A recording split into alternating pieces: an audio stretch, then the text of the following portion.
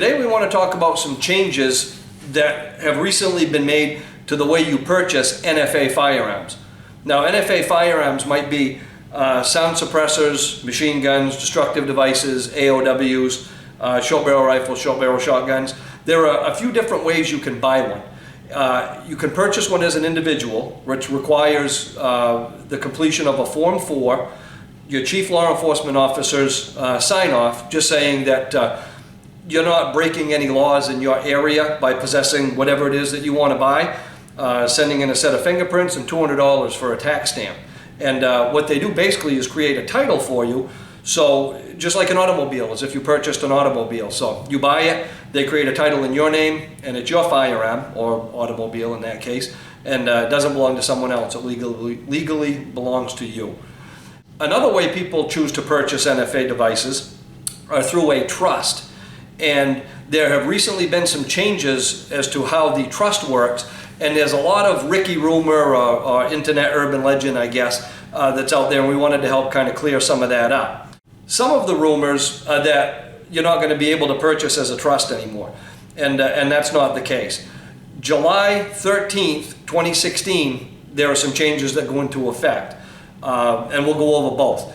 As of today, if you have a firearms trust, you don't need the chief law enforcement officer's sign-off, and you have a single person that's in charge of the trust. Fill out the paperwork, you send it in, and they approve it and send it back. After July 13th of 2016, everybody that is a responsible person on the trust, everybody that has access to the firearms, say the grantors and the trustees, are people that, again, have access to the firearms, you have to send in your information along with the person that's in charge of the trust. That's one of the bigger changes. Now, the beneficiaries of the trust don't have to. If you have a trust and it's to leave, in this case, firearms to somebody upon your passing or when they turn 21 or whatever it is, they're not required to do this until they're actually able to take possession. So you can still do a trust. It's still the same rules in effect that they've always been until July 13th of 2016. After that date, then all of the people that have access to the firearms will have to provide their personal information along with the trust. Now, for individuals, there have been some changes too. And the most notable is after July 13th of 2016, you'll no longer have to get a signature from your chief law enforcement officer.